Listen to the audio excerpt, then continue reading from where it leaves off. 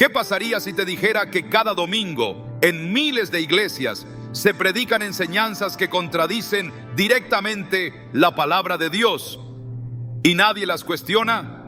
En Mateo 15:9 Jesús advierte: en vano me honran, enseñando como doctrinas mandamientos de hombres.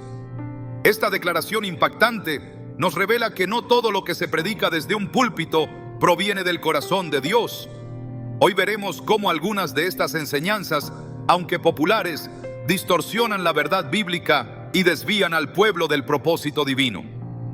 Te mostraremos cómo identificar 5 mentiras que se repiten constantemente en los sermones dominicales y por qué aceptarlas sin discernimiento puede tener consecuencias espirituales profundas. ¿Estás listo para entender lo que Dios tiene reservado para ti cuando decides abrir los ojos a la verdad de su palabra?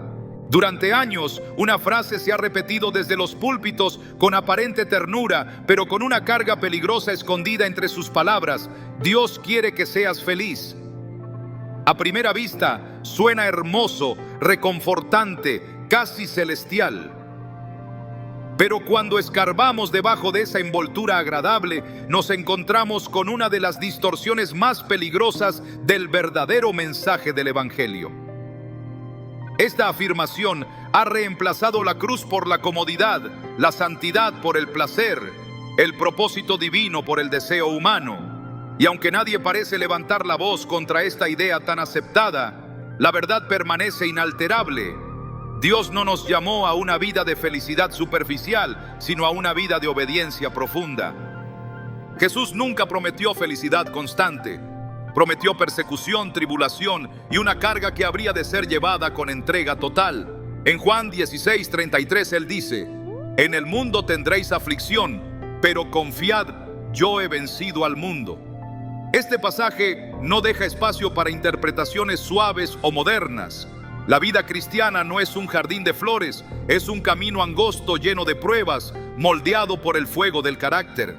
Sin embargo, el mensaje moderno se ha centrado en ofrecer un cristianismo donde todo sale bien, donde los problemas se resuelven mágicamente y donde la voluntad de Dios se confunde con los sueños personales. El problema no es solo que se predique una versión reducida del Evangelio, sino que se está enseñando una teología centrada en el hombre y no en Dios. Esta mentalidad ha contaminado la forma en que muchos oran, en cómo evalúan su fe e incluso en cómo interpretan la Biblia. Se busca un Dios que sirva a nuestros anhelos, no un Señor al cual someternos. Se ha creado una imagen distorsionada del Creador, más parecida a un motivador personal que a un Dios santo, justo y soberano. Y mientras esta idea siga siendo aceptada sin cuestionamientos, las almas seguirán alejándose de la verdad, creyendo que si algo les causa incomodidad o dolor, no puede ser de Dios.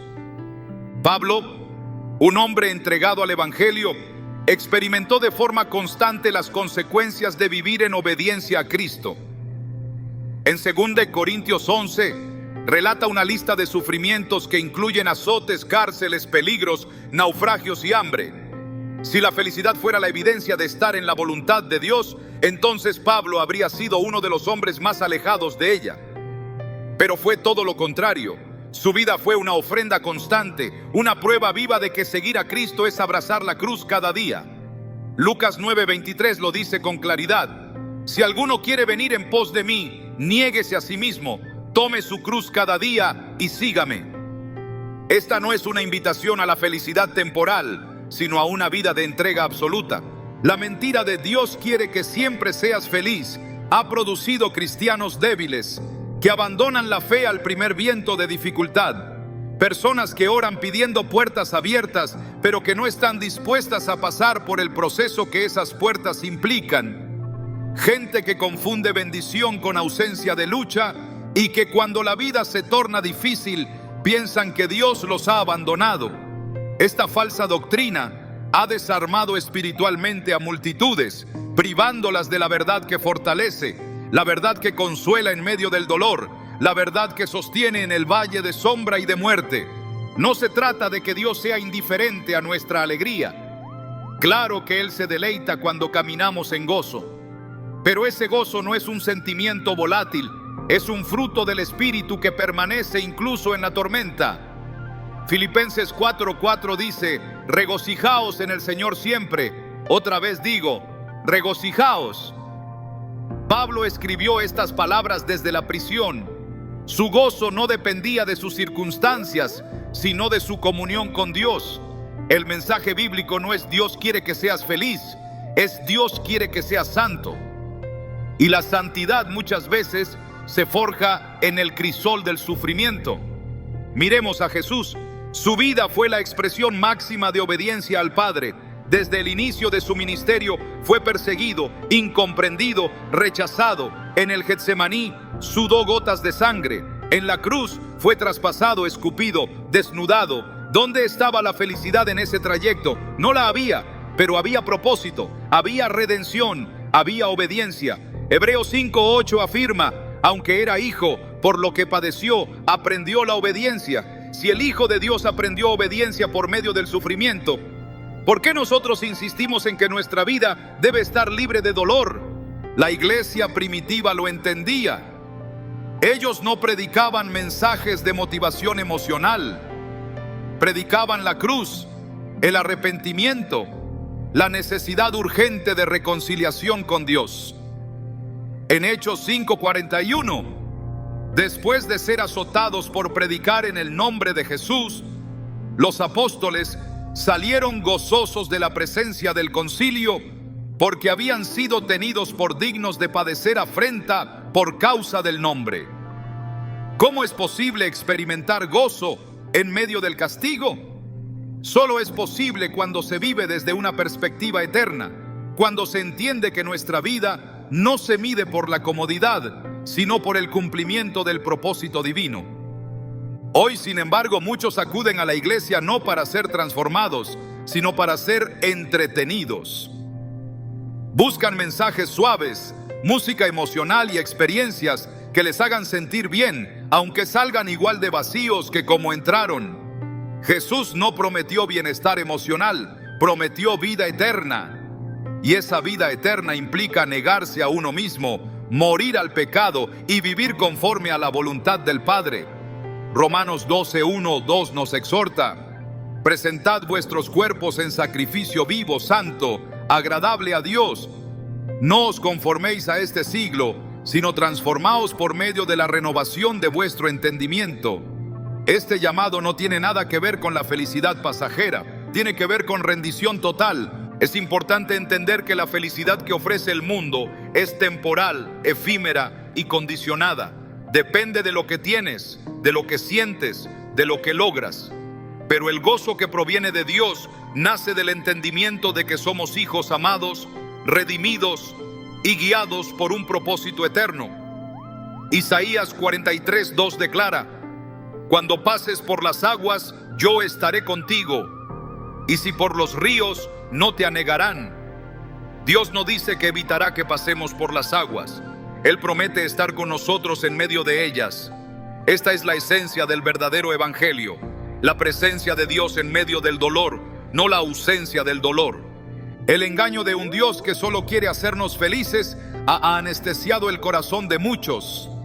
Ha generado creyentes frustrados que al no ver cumplidos sus sueños o deseos materiales, se apartan creyendo que Dios les ha fallado. Pero Dios no falla. Lo que falla es la doctrina que les fue enseñada. Una fe basada en expectativas humanas siempre colapsará, pero una fe basada en la palabra permanecerá firme. Salmo 119:89 nos recuerda: para siempre, oh Jehová, permanece tu palabra en los cielos. Lo que Dios ha dicho no cambia con las modas, ni con los deseos cambiantes del corazón humano. Hay personas que han perdido todo, que han pasado por enfermedades, que han enterrado a seres queridos, que han atravesado crisis económicas y aún así siguen firmes, con lágrimas en los ojos, pero con convicción en el alma. ¿Por qué? Porque su fe no está cimentada en una promesa falsa de felicidad, sino en la verdad de un Dios fiel, que obra incluso cuando no lo entendemos. Job, en medio de su sufrimiento, dijo: aunque él me matare, en Él esperaré. Job 13:15. Esa es la clase de fe que Dios honra, una fe que no depende de las circunstancias, sino de la certeza de su carácter. Necesitamos volver al mensaje puro del Evangelio, no el que halaga, sino el que confronta, no el que entretiene, sino el que transforma, no el que acomoda, sino el que sacude. Jesús no vino a hacer que todos se sintieran bien, vino a dividir, a remover, a purificar. En Mateo 10:34, Él declara: no penséis que he venido para traer paz a la tierra. No he venido para traer paz, sino espada.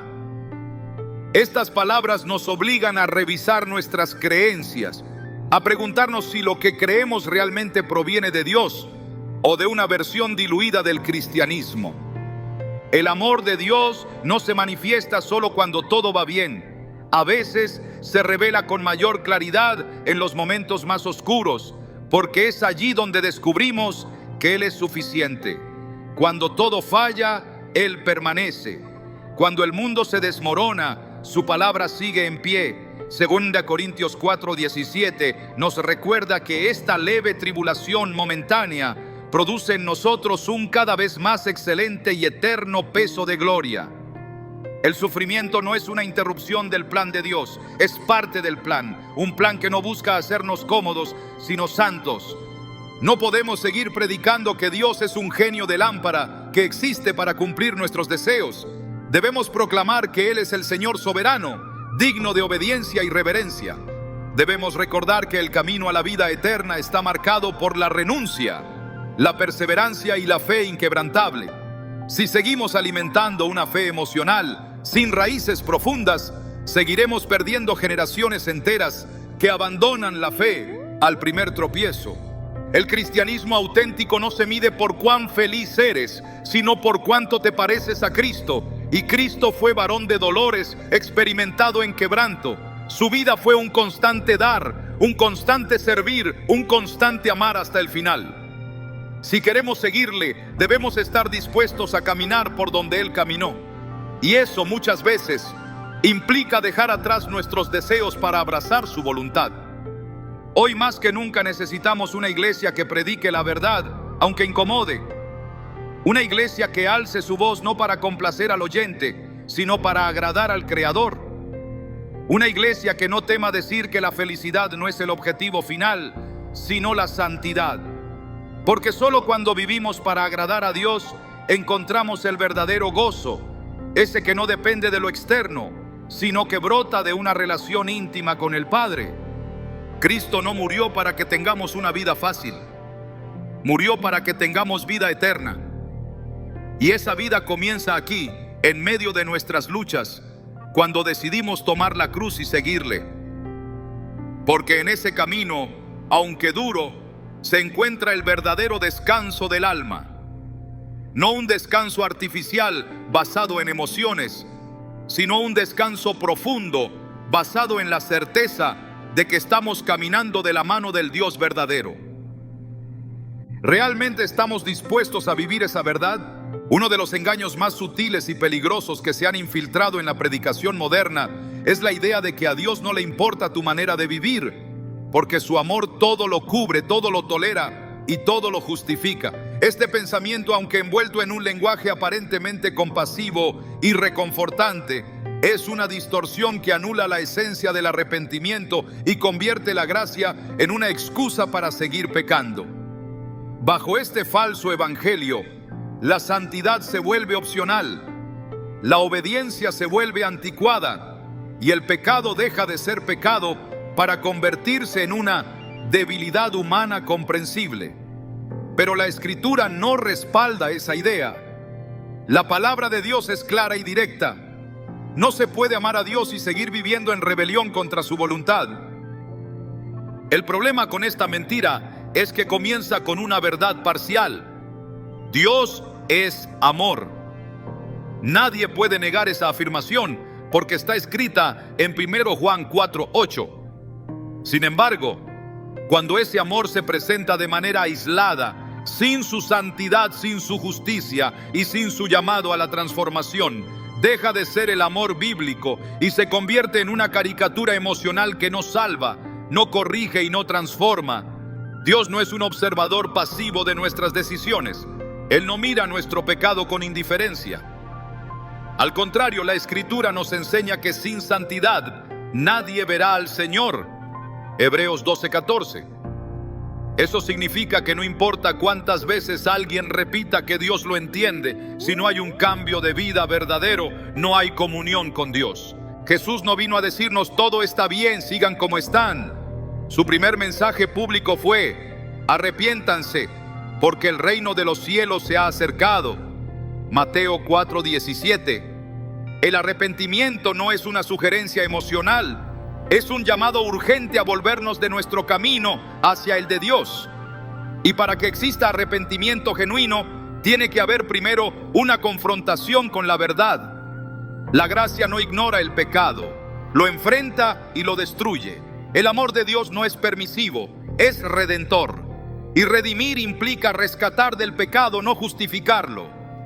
Cuando se predica que no importa cómo vivas, se le está diciendo a las personas que pueden abrazar a Cristo sin soltar el mundo, que pueden servir a dos señores, que pueden ser templos del Espíritu Santo sin limpiar su interior. Pero el mismo Jesús advirtió que nadie puede servir a dos señores. Mateo 6:24. El apóstol Juan también lo dijo sin rodeos: el que dice que permanece en él debe andar como él anduvo. 1 Juan 2:6. No hay espacio para una vida doble. No hay espacio para una fe sin fruto. No hay espacio para un cristianismo que no crucifica la carne. La Biblia no deja ambigüedades cuando se trata de cómo Dios responde al pecado persistente. En Romanos 6:1-2, Pablo escribe: ¿qué pues diremos? ¿Perseveraremos en el pecado para que la gracia abunde? En ninguna manera. Porque los que hemos muerto al pecado, ¿cómo viviremos aún en él? Esta es la respuesta divina a quienes utilizan la gracia como excusa. La gracia no es licencia para pecar, es el poder para dejar de pecar. Es el medio por el cual Dios transforma al pecador en santo, al perdido en redimido, al esclavo en libre. Minimizar el pecado en nombre del amor es un insulto al sacrificio de Cristo, porque si el pecado no fuera grave, no habría sido necesaria la cruz. El amor de Dios es innegociable, pero su amor jamás fue diseñado para acomodar el pecado. Fue diseñado para vencerlo. Fue diseñado para transformar completamente a quien lo recibe. El amor que perdona sin cambiar es una invención humana, no una realidad bíblica. El amor de Dios va acompañado de verdad, y esa verdad confronta. En Juan 8:11, cuando Jesús perdona a la mujer sorprendida en adulterio, le dice: ni yo te condeno, vete y no peques más. Ese no peques más es la esencia del amor verdadero. Dios no la justificó por compasión, la perdonó con una dirección clara: cambia tu vida. El perdón no es una cobertura para seguir igual, es un llamado a comenzar de nuevo. Quienes predican que no importa cómo vivas están vaciando al evangelio de su poder transformador. Están convirtiendo la cruz en un símbolo sin efecto. Están produciendo discípulos sin cruz, creyentes sin conversión y seguidores sin rendición. El resultado es una iglesia sin santidad, con apariencia de piedad, pero negando su eficacia. Segunda de Timoteo 3:5 advierte precisamente sobre esto. Tendrán apariencia de piedad, pero negarán la eficacia de ella. Esta es la iglesia que se acomoda al pecado porque teme perder asistentes. La iglesia que prioriza llenar sillas en lugar de formar discípulos. La realidad es que el amor de Dios es tan profundo que no nos deja como estamos. La gracia no te encuentra para consentirte en tu pecado, sino para sacarte de él con poder. Tito 2:11-12 dice: porque la gracia de Dios se ha manifestado para salvación a todos los hombres, enseñándonos que, renunciando a la impiedad y a los deseos mundanos, vivamos en este siglo sobria, justa y piadosamente. La misma gracia que salva es la que nos enseña a renunciar. No hay separación entre el amor que perdona y el amor que exige santidad. La Escritura está llena de llamados al arrepentimiento, de advertencias severas contra el pecado deliberado, de exhortaciones a vivir conforme al Espíritu y no conforme a la carne. Gálatas 5:16 dice: andad en el Espíritu y no satisfagáis los deseos de la carne. Este versículo no deja lugar a neutralidad. Caminar con Dios requiere dejar atrás el camino del mundo. No es posible vivir en comunión con Dios y al mismo tiempo abrazar prácticas que su palabra condena. No se puede tomar el Evangelio como un complemento de vida. El Evangelio es un reemplazo total de lo que antes éramos. En el Antiguo Testamento, los profetas denunciaban sin temor a los que vivían en pecado, pero decían paz, paz, cuando no había paz. Jeremías 6:14. Este mismo espíritu está presente hoy en quienes predican consuelo sin corrección, aceptación sin transformación, salvación sin señorío. Pero Dios no cambia. Él sigue siendo el mismo Dios que demandó pureza a Israel, que destruyó a Sodoma, que disciplinó a su pueblo por la idolatría, que no toleró la desobediencia de Saúl. Él sigue siendo el mismo Dios que espera santidad de quienes dicen seguirle. La mentira del amor sin arrepentimiento ha hecho que muchos crean que sentirse mal por su pecado ya es suficiente. Pero el remordimiento emocional no es igual al arrepentimiento bíblico. El verdadero arrepentimiento implica un giro radical, un abandono del pecado, un odio por lo que antes se amaba. En 2 Corintios 7:10 leemos: la tristeza que es según Dios produce arrepentimiento para salvación, de que no hay que arrepentirse, pero la tristeza del mundo produce muerte. Esta diferencia es esencial. Dios no busca una emoción temporal, busca una transformación profunda. Y esa transformación comienza con la decisión de dejar atrás lo que ofende su santidad. El peligro de esta mentira también está en su comodidad. Es fácil predicar que Dios siempre entiende, porque eso no requiere confrontar al oyente. Es fácil construir un mensaje de aceptación emocional, porque eso no exige una vida nueva. Pero el Evangelio nunca fue diseñado para ser fácil, fue diseñado para ser verdad. Y la verdad, por definición, separa la luz de las tinieblas, lo puro de lo impuro, lo santo de lo profano. Dios no quiere una relación con una parte de ti. Él no acepta un corazón dividido. En Deuteronomio 6:5 dijo claramente: amarás al Señor tu Dios con todo tu corazón y con toda tu alma y con todas tus fuerzas. Ese amor total excluye una vida a medias. No se puede amar a Dios y al pecado. No se puede vivir una vida ambigua esperando que su amor lo justifique todo. El amor de Dios no justifica el pecado, lo condena. Y lo hace porque quiere salvarnos de sus consecuencias eternas. Cuando Jesús enseñaba, frecuentemente lo hacía con frases como: el que tiene oídos para oír, oiga. Porque sabía que muchos escucharían, pero pocos estarían dispuestos a obedecer. El amor de Dios no se manifiesta solo en palabras dulces, sino en verdades que despiertan, que incomodan, que exigen una respuesta. Apocalipsis 3:19 dice: yo reprendo y castigo a todos los que amo. Sé pues celoso y arrepiéntete. El amor de Dios corrige. El amor de Dios disciplina. El amor de Dios no se acomoda a tus deseos, te transforma para que te acomodes a los suyos. La predicación sin llamado al arrepentimiento no es evangelio, es entretenimiento espiritual. La gracia sin cambio de vida es una ilusión. La fe sin obediencia es muerte. Santiago 2:17 afirma: así también la fe, si no tiene obras, es muerta en sí misma. Una fe que no produce obediencia no es fe bíblica. Es una creencia vacía que no salva, que no libera y que no edifica. Dios no está buscando seguidores emocionales. Está buscando discípulos dispuestos a cargar su cruz. No está buscando aplausos, está buscando obediencia. No quiere una vida decorada con versículos, quiere una vida entregada sin reservas. El amor verdadero no te deja igual, te confronta, te limpia, te eleva, y ese amor solo se experimenta en la verdad. Hoy, más que nunca, la iglesia necesita volver al mensaje completo del Evangelio, no un evangelio mutilado por el sentimentalismo, sino uno revestido de la gloria y la exigencia de la cruz. El amor de Dios no está peleado con su justicia. Ambos coexisten en perfecta armonía. Romanos 2:4 declara: ¿o menosprecias las riquezas de su benignidad, paciencia y longanimidad, ignorando que su benignidad te guía al arrepentimiento?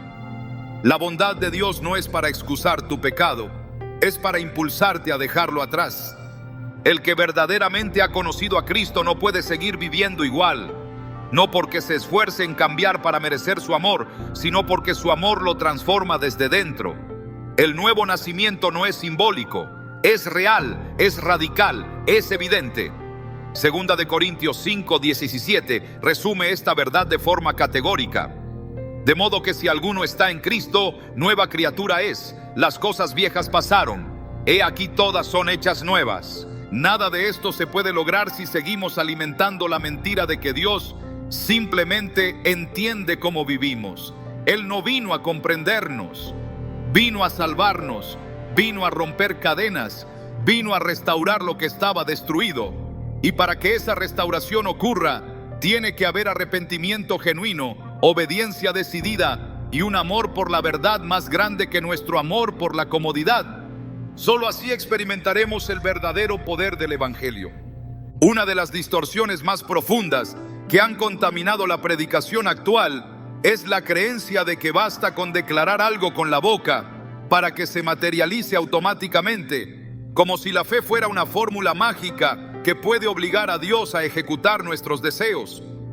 Esta idea, repetida con aparente convicción en muchas plataformas, ha creado una teología centrada en la autosuficiencia espiritual, donde se enseña que la palabra hablada por el creyente tiene el poder de torcer la voluntad soberana del Creador. Pero el verdadero evangelio no enseña que el hombre tiene dominio sobre Dios, sino que el hombre debe someterse a Dios. Y cuando se reemplaza la oración reverente por declaraciones vacías, se está negando la esencia misma de la fe bíblica. La Escritura enseña que la fe es confianza en la voluntad de Dios, no una herramienta para imponer nuestros caprichos. Hebreos 11:6 afirma que sin fe es imposible agradar a Dios, pero esa fe no se define por repetir frases, sino por obedecer cuando no se ve el resultado, por confiar cuando no hay señales, por caminar cuando no hay caminos. La fe auténtica se manifiesta en la entrega, no en la manipulación. Jesús nunca enseñó que lo declarado automáticamente se volvería realidad. Enseñó que la oración debe hacerse conforme a la voluntad del Padre. 1 Juan 5:14, y no conforme a los anhelos de la carne. El mal uso de pasajes como Marcos 11:23 ha llevado a muchos a pensar que la fe es una llave que abre cualquier puerta deseada. En ese versículo, Jesús dijo que si uno le dijera al monte, quítate y échate en el mar, y no dudara en su corazón, sino creyera que se haría lo que dice, lo que diga le será hecho. Pero este pasaje no puede ser aislado de su contexto. Jesús no estaba dando una fórmula mística.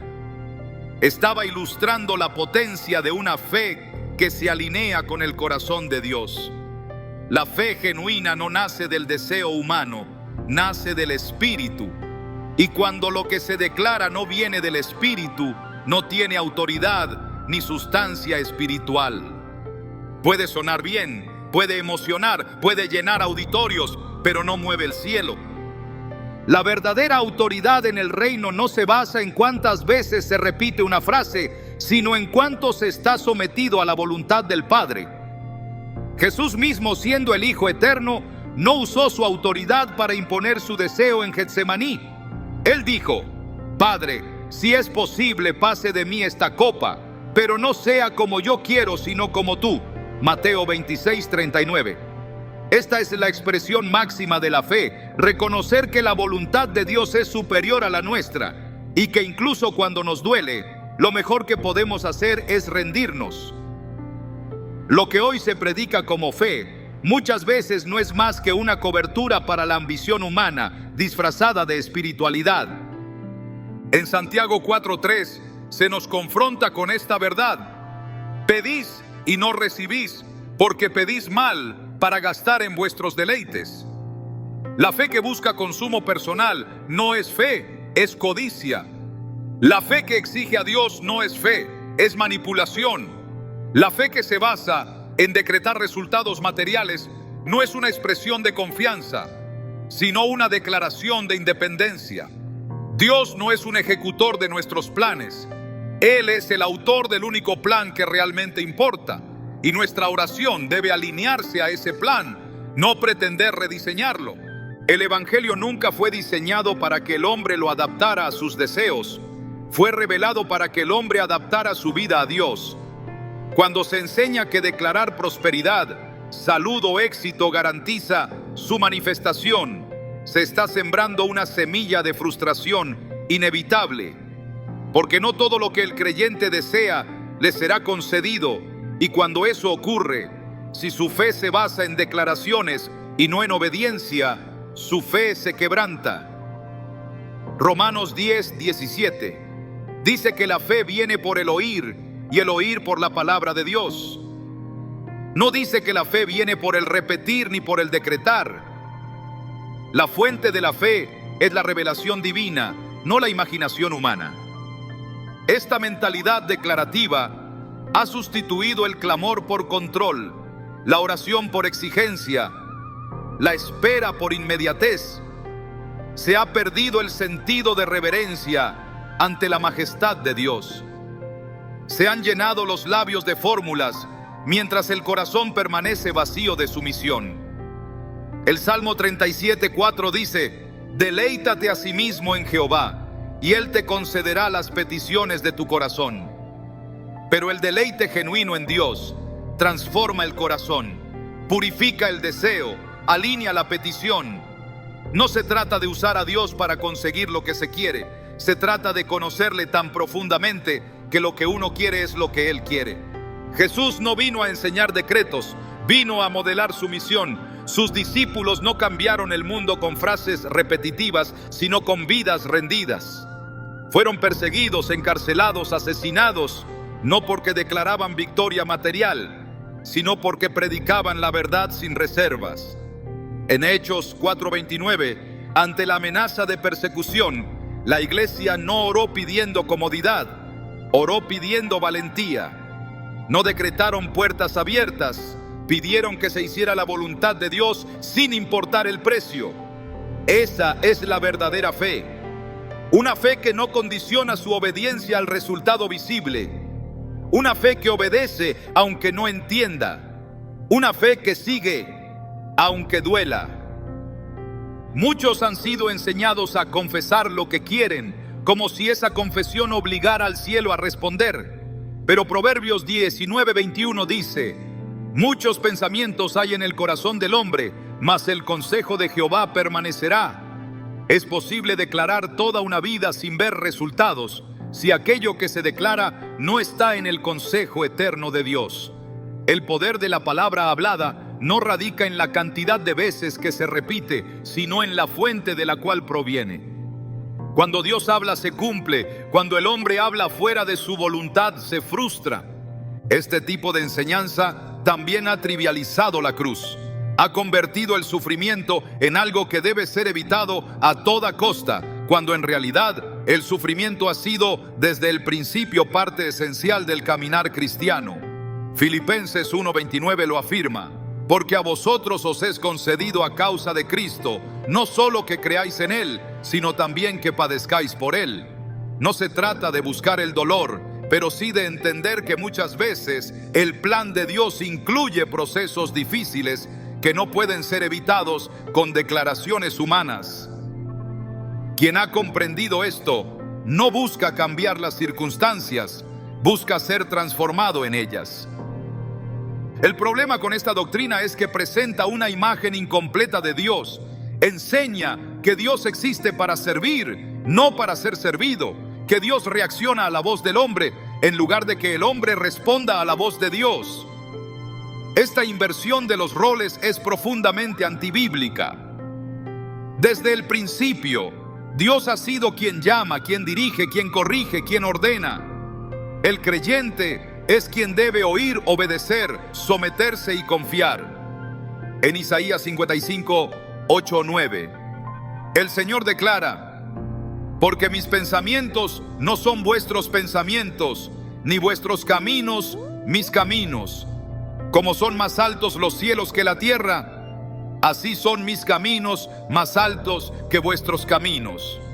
Esta declaración cierra toda pretensión de querer usar nuestras palabras para dirigir a Dios. La oración no es un lugar para manipular el cielo. Es el altar donde la voluntad del hombre muere para que la voluntad de Dios viva. Es ahí donde se alinean los deseos, donde se purifican las intenciones, donde se entrena el corazón. La fe no se mide por lo que se declara, sino por lo que se obedece. No se puede construir una vida espiritual sobre frases de motivación disfrazadas de promesas. Toda promesa que no esté arraigada en la revelación bíblica es simplemente un eco vacío, incapaz de sostener al alma en el día malo. Jesús enseñó que todo lo que pidamos al Padre en su nombre, Él lo concederá. Pero esa expresión, lejos de ser una fórmula, es una declaración de alineamiento. Pedir en su nombre no significa solo usar su nombre al final de una oración. Significa pedir conforme a su carácter, a su voluntad, a su plan. En 1 Juan 5:14 se establece con claridad: y esta es la confianza que tenemos en Él, que si pedimos alguna cosa conforme a su voluntad, Él nos oye. El enfoque está en la voluntad de Dios, no en el deseo del creyente. Cualquier enseñanza que desplace ese principio es una falsificación del mensaje original. El creyente maduro no declara lo que quiere, discierne lo que Dios quiere y se somete. No habla para imponer, habla para alinearse. No exige, se rinde. No decreta resultados, pide dirección. Y cuando lo hace, aunque la respuesta no sea lo que esperaba, su corazón permanece en paz, porque ha aprendido que lo más importante no es obtener lo que desea, sino ser formado a la imagen del Hijo. Romanos 8:28 nos recuerda que a los que aman a Dios, todas las cosas les ayudan a bien. No dice que todas las cosas serán como ellos desean.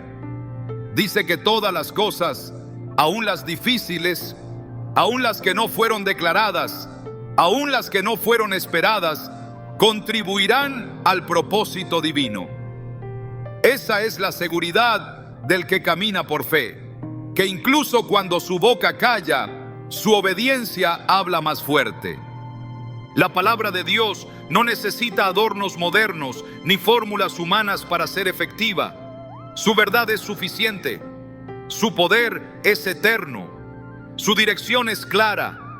El creyente no necesita aprender a declarar, necesita aprender a discernir. No necesita un manual de frases, necesita un corazón dispuesto, porque el cielo no responde al volumen de nuestra voz, responde a la profundidad de nuestra rendición. Así se honra al Dios que no se deja manipular, sino que transforma. Así se vive una fe que no exige, sino que confía.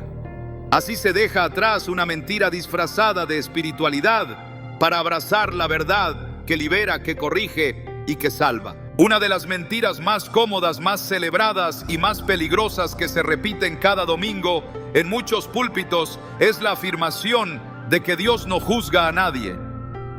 Una idea que pretende tranquilizar las conciencias mientras debilita el temor de Dios, que disfraza la omisión con compasión y que convierte el mensaje de salvación en un discurso de aceptación incondicional, sin transformación verdadera. Se ha construido una imagen distorsionada del carácter divino, una especie de figura celestial que lo comprende todo, lo tolera todo y lo deja pasar todo. Pero esa imagen no es el Dios de las Escrituras.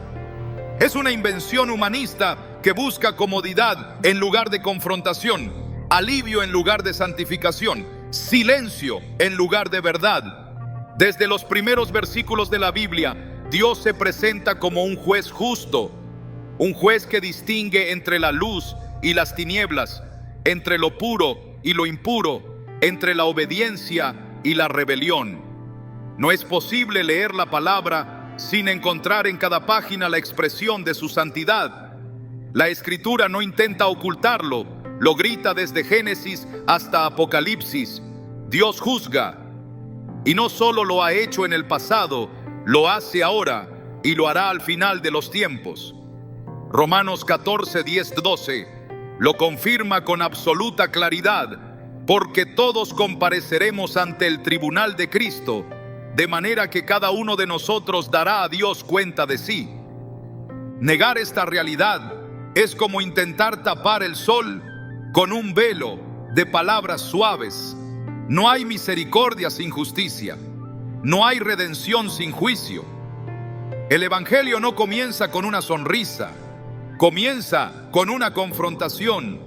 Jesús no vino a darnos una palmada en la espalda, vino a salvarnos de la ira venidera.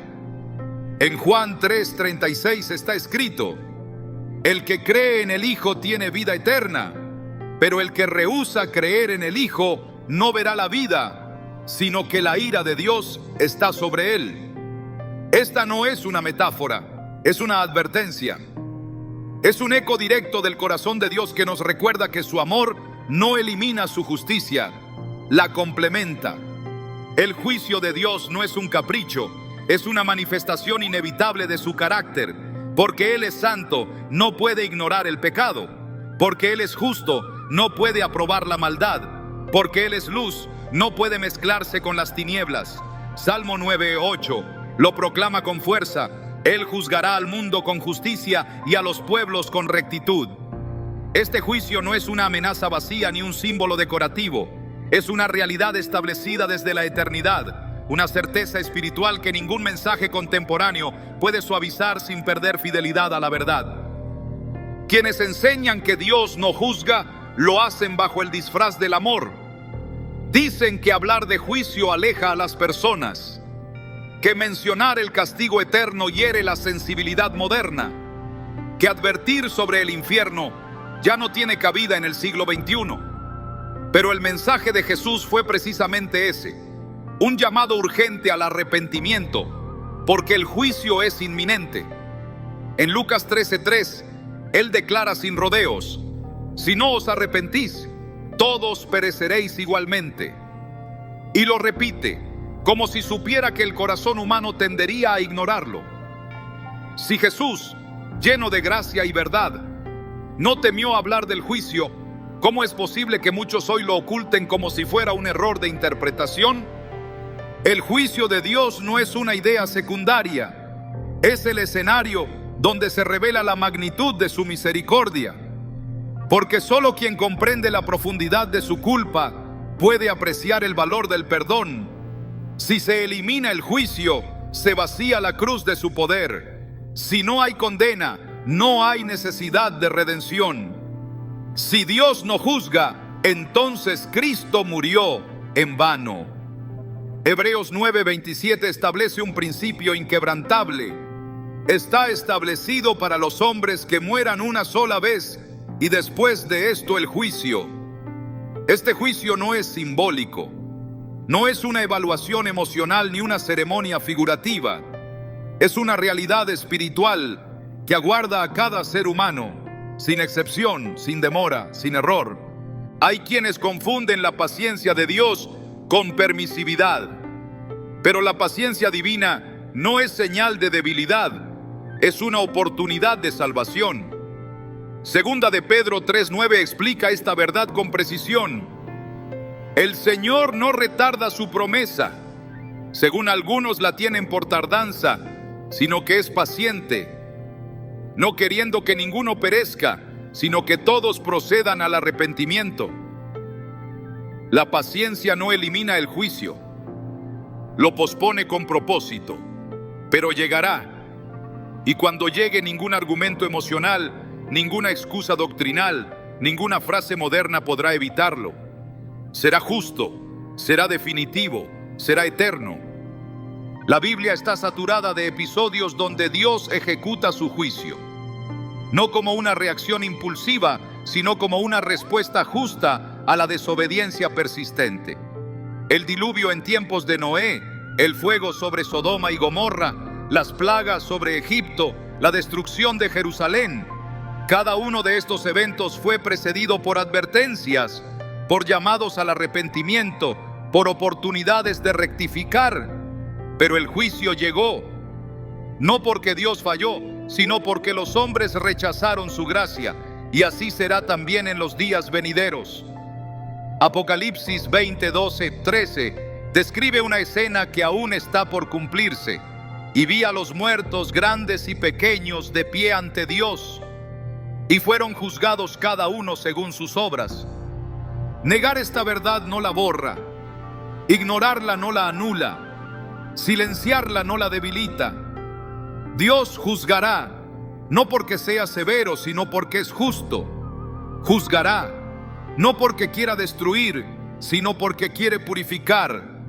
Juzgará, no porque carezca de amor, sino porque su amor no es ciego. Es un amor que salva, pero que también corrige. Un amor que restaura, pero que también disciplina. Un amor que abraza, pero que también exige una respuesta.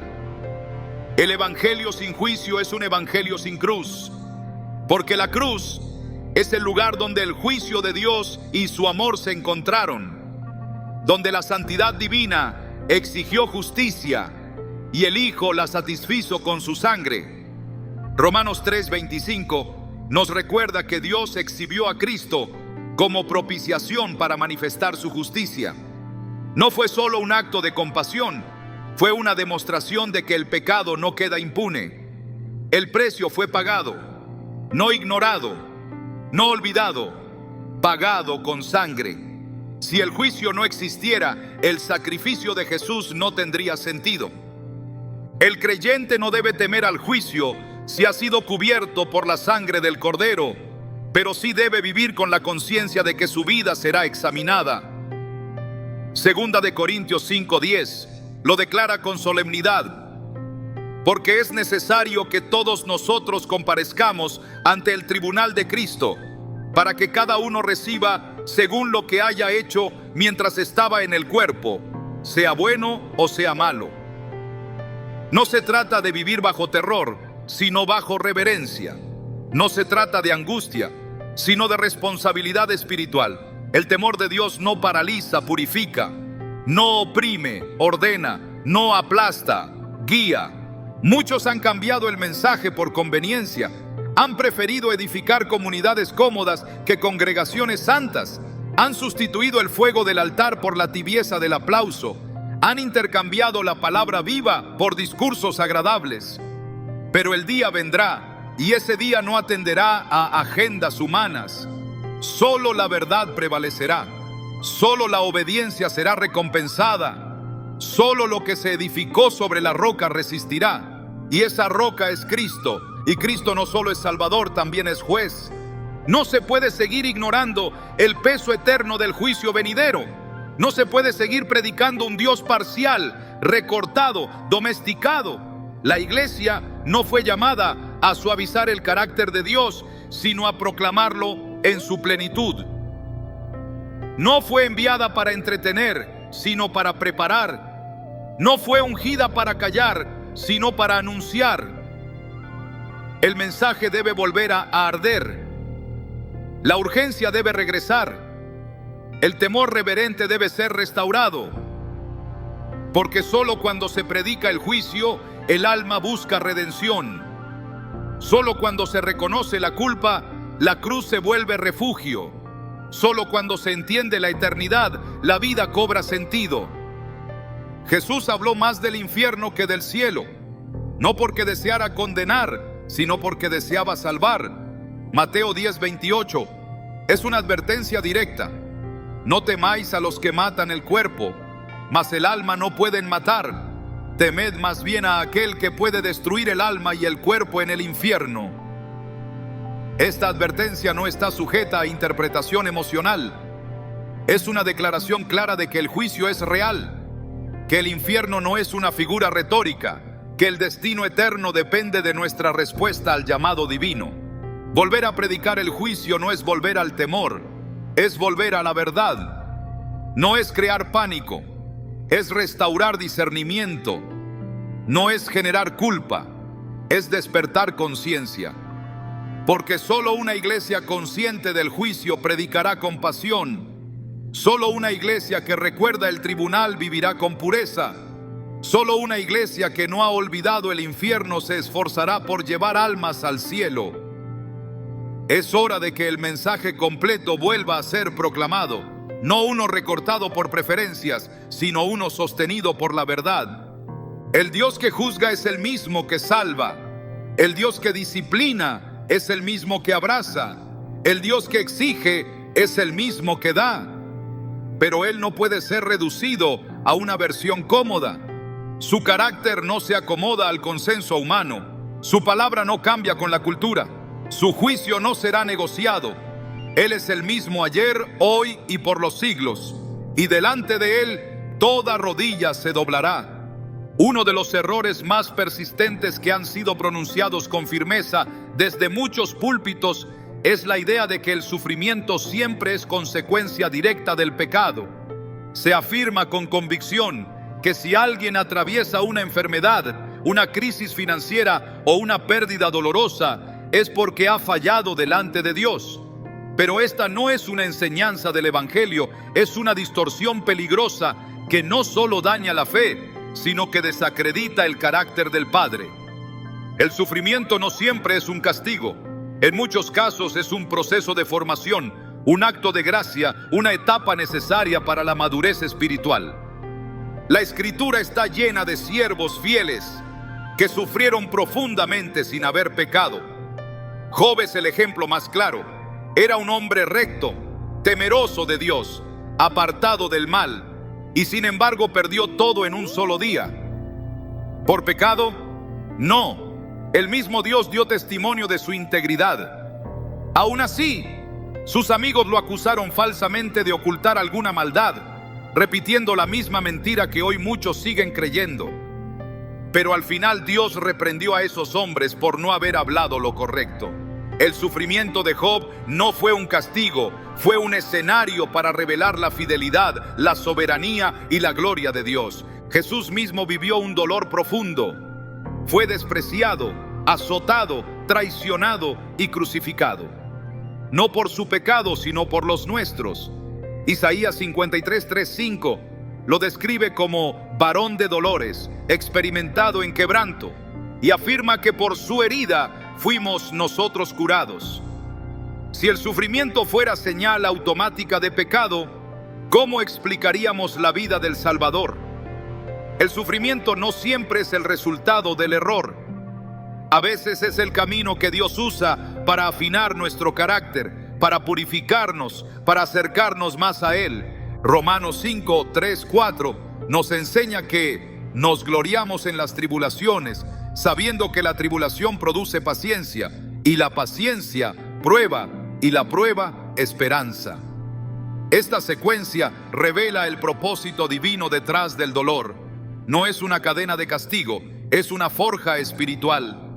La prueba no destruye al justo, lo moldea, no lo rechaza, lo refina, no lo aparta, lo acerca.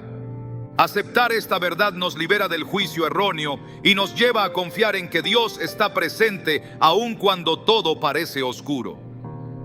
Su amor no desaparece en la dificultad. Su fidelidad no depende de nuestras circunstancias. Él sigue siendo Dios en la cima del monte y en el fondo del valle. Y cuando el dolor golpea, no siempre es porque hemos fallado, sino porque Él ha decidido hacernos más semejantes a su Hijo. Una de las ilusiones más sutiles que han seducido a la iglesia moderna es la idea de que asistir al templo una vez por semana es suficiente para mantener una relación viva con Dios.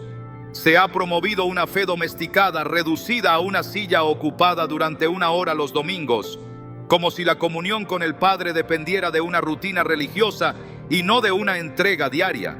Esta perspectiva ha vaciado de poder el compromiso cristiano, ha producido creyentes pasivos y ha debilitado el testimonio del Evangelio en la vida cotidiana. Pero Dios no busca asistentes fieles al culto, busca adoradores en espíritu y en verdad. El mensaje de Cristo nunca fue una invitación a la asistencia dominical, sino un llamado radical al discipulado. Cuando Jesús decía "sígueme", no estaba hablando de acompañarlo en horarios programados, sino de una rendición total. Lucas 9:23 lo expresa sin suavidad. Si alguno quiere venir en pos de mí, niéguese a sí mismo, tome su cruz cada día y sígame. La palabra "cada día" desmonta toda idea de fe estacionaria. No hay comunión real con Dios si solo se vive en segmentos. Él no habita en la rutina, habita en la entrega. Limitar la fe al templo es olvidar que el Espíritu Santo no fue derramado para quedarse entre paredes, sino para habitar en los corazones. 1 Corintios 6:19. Recuerda que vuestro cuerpo es templo del Espíritu Santo, el cual está en vosotros, el cual tenéis de Dios. El templo ya no es un lugar físico, es una vida consagrada. Vivir como si la presencia de Dios se activara solo el domingo es una negación directa de su omnipresencia. No se trata de ir a la iglesia, se trata de ser la iglesia. Jesús no murió para crear eventos semanales. Murió para restaurar la relación continua entre Dios y el hombre. El que reduce su espiritualidad a un solo día vive una fe débil, fácilmente sacudida por la duda, el pecado o la presión del mundo. El que camina con Dios solo en el templo no tiene raíces, y cuando las raíces son superficiales, el crecimiento es ilusorio. Mateo 13, 20, 21. Habla del que recibe la palabra con gozo, pero no tiene raíz en sí, y cuando viene la aflicción, tropieza. Esa es la condición de muchos que dependen del ambiente del domingo, pero no han cultivado un altar en su interior. Dios no está buscando actos simbólicos, está buscando transformación. No quiere solo canciones cantadas, quiere decisiones rendidas. No está esperando que llenemos un espacio físico, está esperando que le entreguemos todo el corazón. En Romanos 12:1, Pablo clama: presentad vuestros cuerpos en sacrificio vivo, santo, agradable a Dios. Este es vuestro culto racional. Este sacrificio no tiene horario, no tiene recinto, no tiene aplauso. Solo requiere obediencia constante, fidelidad silenciosa, devoción continua. Reducir la fe al domingo es como intentar alimentar el cuerpo solo una vez a la semana. No resiste, no se sostiene, se debilita. Una fe que no se alimenta cada día se vuelve rutina, y una rutina sin fuego se convierte en religión sin vida. Cristo vino a encender un fuego que arde sin apagarse, no una vela que se enciende una vez por semana. Hay algo más peligroso que una mentira dicha una vez, y es una mentira repetida tantas veces que ya nadie la reconoce como tal. No porque se haya vuelto verdad, sino porque ha logrado anestesiar el discernimiento. Cuando el error se disfraza de compasión, de fe, de libertad o de amor, termina infiltrándose sin resistencia. Lo más alarmante no es que se digan mentiras desde un púlpito. Lo verdaderamente alarmante es que el pueblo de Dios ha dejado de examinarlas con la luz de la palabra. Y cuando eso ocurre, la verdad pierde su filo, la iglesia pierde su voz y el evangelio pierde su gloria. La mayor tragedia no es que se predique una doctrina equivocada, sino que se escuche sin discernimiento, se acepte sin confrontación y se repita sin convicción. Porque el problema no es solo lo que se dice, es también lo que se calla, es la omisión de la corrección, el silencio ante la herejía, la pasividad frente a la falsificación del mensaje. Pablo no solo reprendía el error, reprendía también a los que lo toleraban. En Gálatas 1, 6, 9 fue enfático: aun si un ángel del cielo anunciara un evangelio diferente, sea anatema. No hay margen para adaptaciones convenientes. No hay espacio para versiones diluidas. Hoy más que nunca se necesita una generación que vuelva a amar la verdad más que la aceptación, que tema a Dios más que al rechazo, que prefiera la confrontación que produce vida antes que la comodidad que adormece. Se necesitan voces que no tiemblen al decir lo que arde en el corazón de Dios, aunque eso signifique ir contra la corriente religiosa. Porque el verdadero peligro no está en el mundo, está en los templos que ya no reflejan la cruz, está en los altares donde ya no se predica arrepentimiento, está en los líderes que prefieren entretener antes que edificar. Pero hay esperanza, siempre la hay, porque Dios nunca se queda sin remanente. Siempre ha guardado para sí a los que no doblan rodilla ante el error, a los que no venden su mensaje por aplausos, a los que prefieren perder fama antes que perder su presencia. Son esos hombres y mujeres los que marcarán esta generación, no con escándalos, sino con integridad, no con gritos vacíos, sino con convicción profunda, no con eventos, sino con vidas rendidas. La única forma de vencer las mentiras que se predican cada domingo es volver a la Escritura, no como un recurso teológico, sino como una espada viva. Hebreos 4:12 lo dice con poder. La palabra de Dios es viva y eficaz, y más cortante que toda espada de dos filos. No corta para herir, corta para sanar. No expone para avergonzar, expone para liberar. Pero solo actúa cuando es leída con reverencia, predicada con fidelidad y vivida con valentía. No hay otra defensa, no hay otro estándar, no hay otro mensaje. Dios no está buscando iglesias que hablen bonito. Está buscando iglesias que hablen verdad. No está buscando pastores populares, sino profetas obedientes. No está buscando templos llenos, sino corazones rendidos.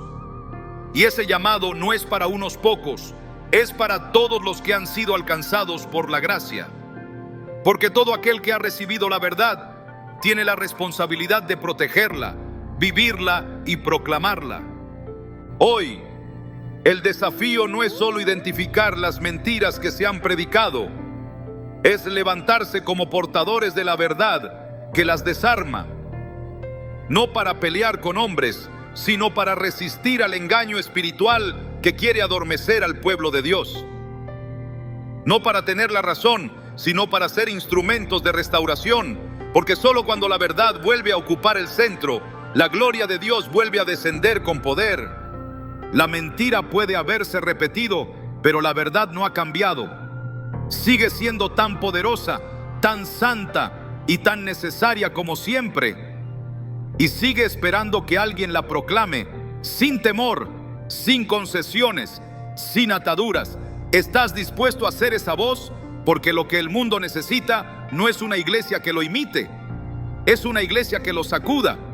Y esa iglesia comienza contigo, ahora, aquí, sin excusas, sin máscaras, solo verdad, solo